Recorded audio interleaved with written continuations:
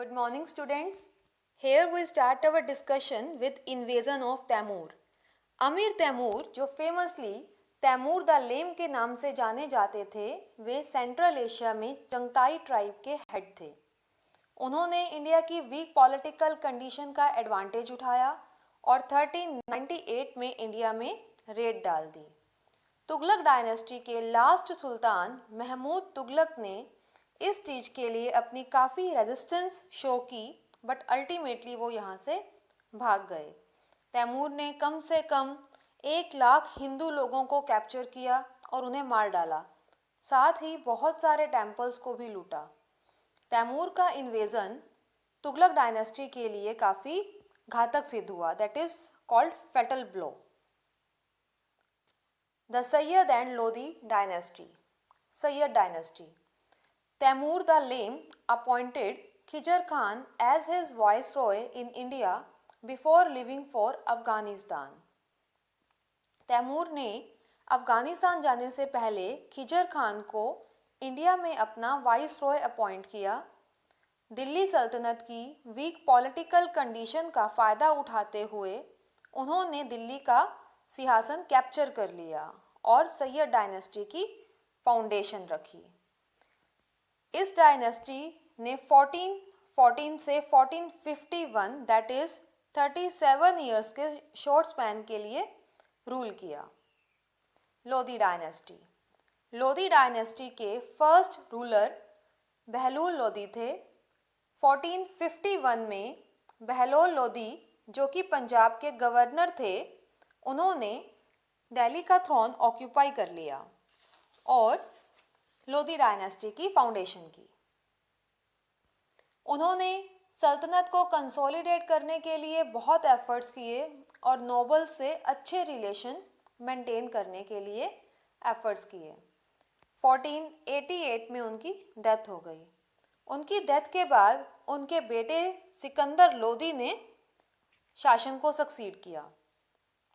सिकंदर लोदी ने 1489 में सक्सेशन लिया।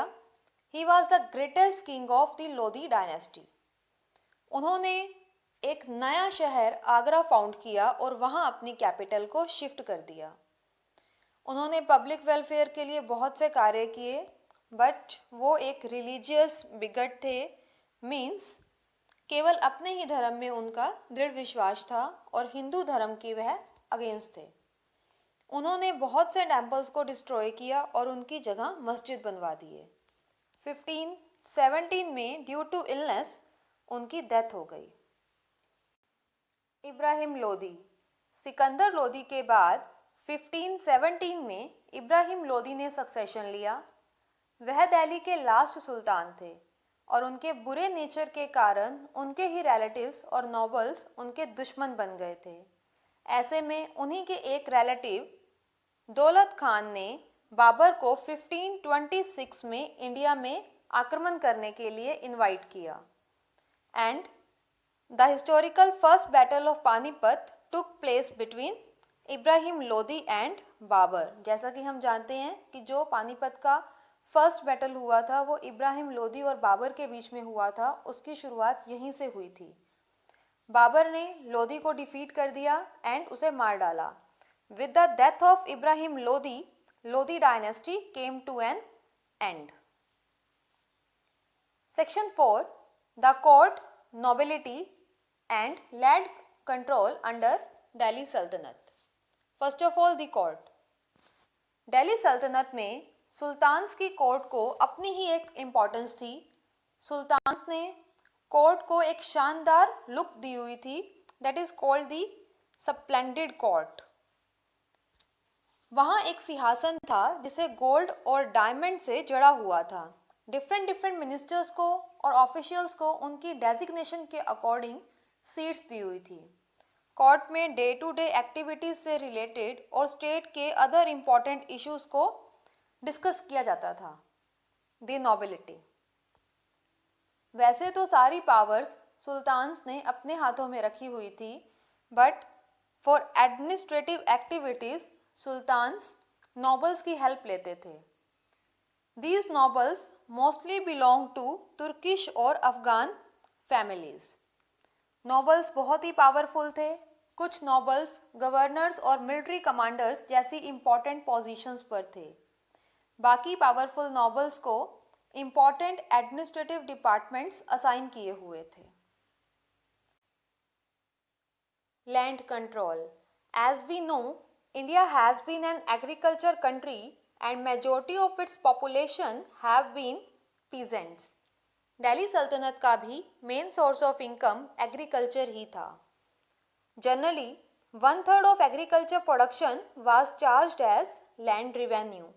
Even कुछ रूलर्स दोआब की फर्टाइल लैंड से एग्रीकल्चर प्रोडक्शन का आधा लैंड टैक्स के रूप में चार्ज करते थे। सल्तनत पीरियड में इक्ता सिस्टम प्रिवेल था। अंडर दिस सिस्टम एक पर्टिकुलर नोबल को एक लैंड का पीस ग्रांट कर देते थे। This piece of land was called इक्ता and the noble who received this was called इक्तादार। इन इक्ता से जो भी रिवेन्यू कलेक्ट होता था वह नोबल्स की इनकम कहलाता था। इक्ताज एक इक्तादार से दूसरे इक्तादार को ट्रांसफरेबल थे, बट बाद में इक्तादार ने इक्ताज पर अपना हेरिडिटरी राइट स्टार्ट कर दिया। Causes of downfall of Delhi सल्तनत। There were so many causes responsible for the downfall of Delhi Sultanate. Firstly, Delhi Sultans तलवार की पावर पर बिलीव करते थे। उन्होंने कभी भी जीतने के लिए लव एंड कॉन्फिडेंस ट्राई नहीं किया। Secondly, most of them were religious by God. Means उनका केवल अपने ही धर्म में स्ट्रॉन्ग बिलीव था। वे हिंदुओं पर रिलीजियस टैक्स इम्पोज करते थे, दैट इज कॉल्ड जाजिया, जिस कारण से हिंदू उनके शत्रु बन गए थे। The third reason was nobility. Nobility भी दिल्ली सल्तनत में डाउनफॉल का मेन कारण थी, क्योंकि नोबल्स सुल्तान के लॉयल नहीं थे। जब भी कोई वीक रूलर आता, at that time they took advantage of the situation और उनके अगेंस्ट विद्रोह कर स्वयं का राज स्थापित कर लेते थे। Fourthly, the empire was very vast. Empire बहुत ही बड़ा था। गुड कम्युनिकेशन सिस्टम ना होने के कारण उसे कंट्रोल कर पाना संभव नहीं था। And the last reason that was responsible for the downfall of Delhi सल्तनत was that invasion of Taimur gave the final blow to already disintegrating Sultanate, and with Babur's invasion, Delhi Sultanate met with its end. That means Timur के आक्रमण ने सल्तनत को पहले ही एक final झटका दे दिया था और बाबर के आक्रमण से दिल्ली सल्तनत का अंत हो गया। That's all about Delhi Sultanate. Now let's have a look on assignment. First is filling the blanks. Dash earned the title of Lakbaksh, Qutbuddin Aibak. Ikta system was introduced by Iltutmish. Balban adopted the policy of. Balban ने blood and iron की policy adopt की थी. Dash and dash were two Persian customs started by Balban.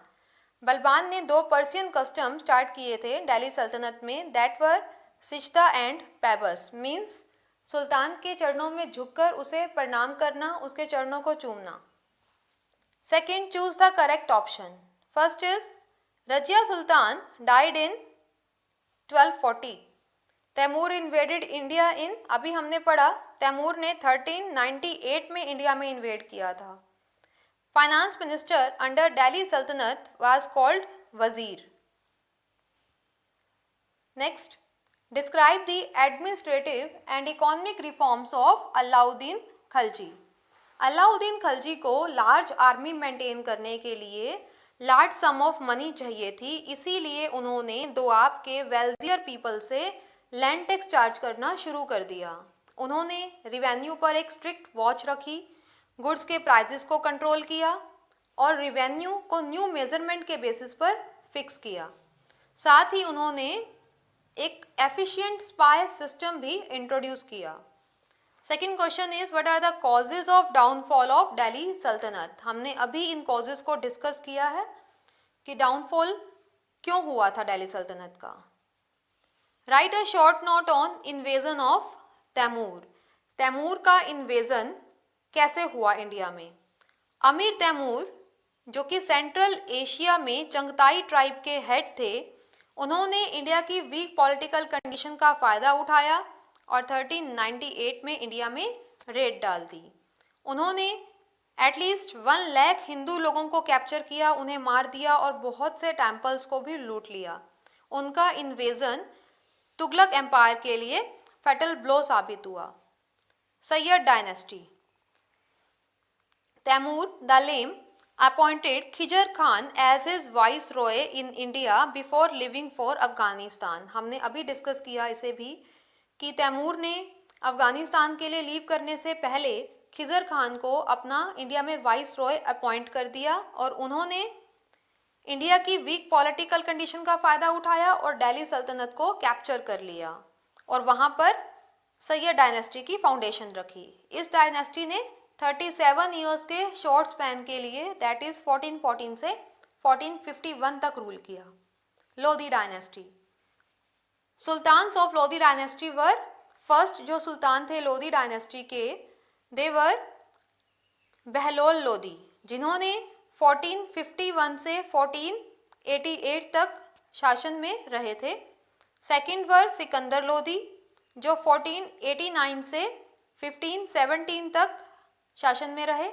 After that Ibrahim Lodhi 1517 से 1526, और इब्राहिम लोधी की death से Lodhi dynasty का and हो गया।